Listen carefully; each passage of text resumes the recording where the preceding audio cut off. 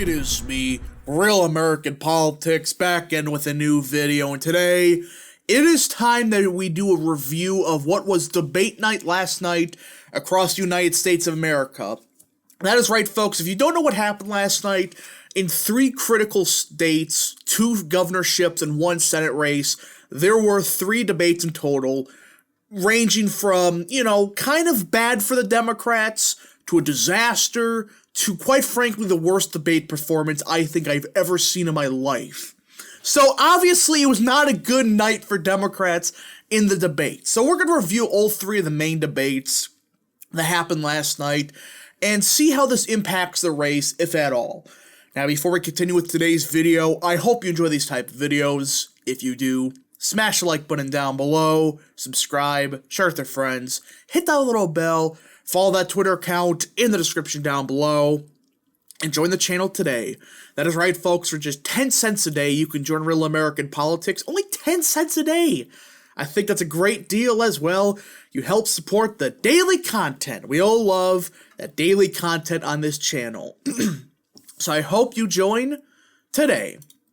Alright, folks, let's get into it. So we're going to go from kind of bad for Democrat debate to a complete failure for Democrats debate.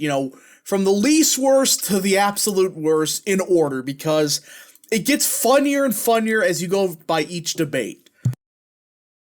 Sorry about that, folks. My voice is kind of dead right now, but either way. So, let's start with the debate that went the best for the Democrats, which still wasn't that good. Michigan. Now, I didn't watch this whole debate unlike the other 2. I watched clips of it, and Whitmer didn't do horrible in the debate, but there were some aspects that she really dropped the ball on, stuff like COVID and the stuff with the schooling and crap like that.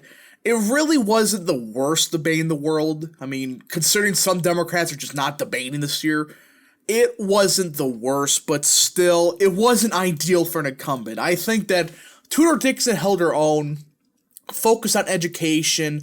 It was a good enough debate for Dixon where I think you're going to see some of these undecideds break for her at the end of the day.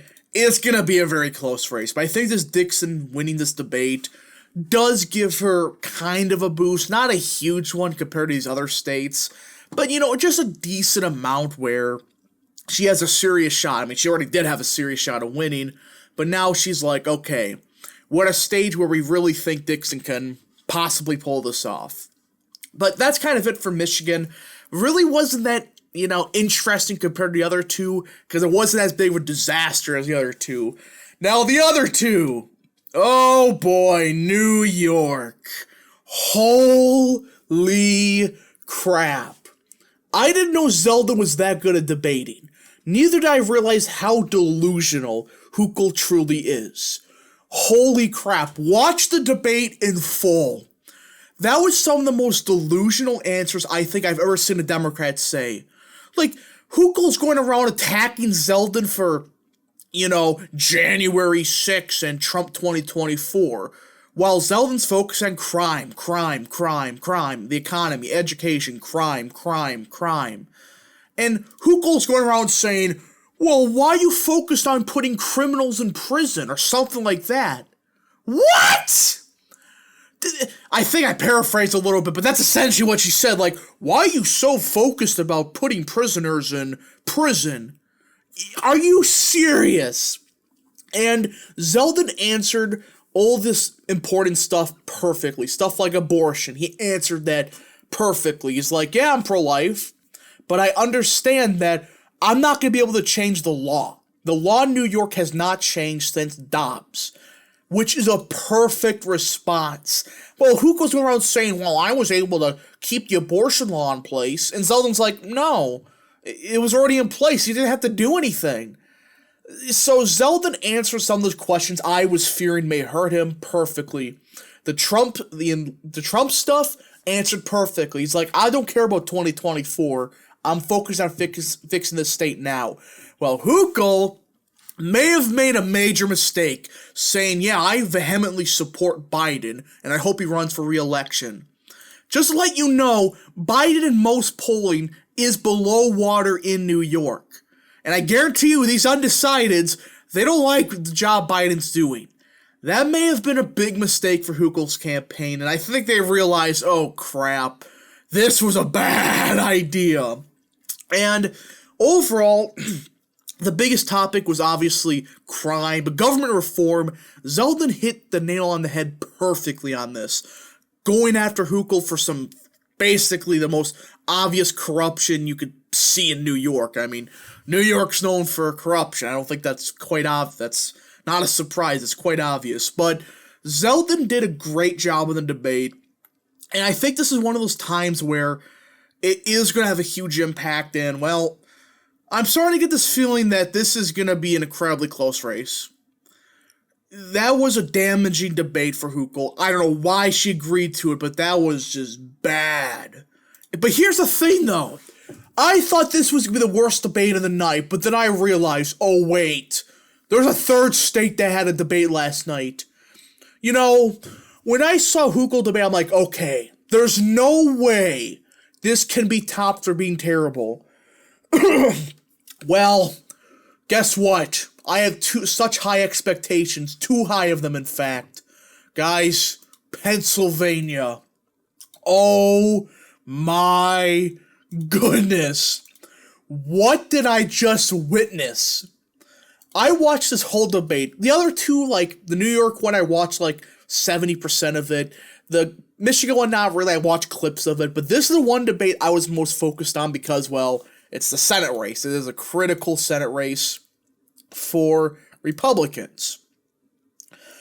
And, well, I should say for the Senate, obviously, but it is an important seat for Republicans to hold to get the Senate.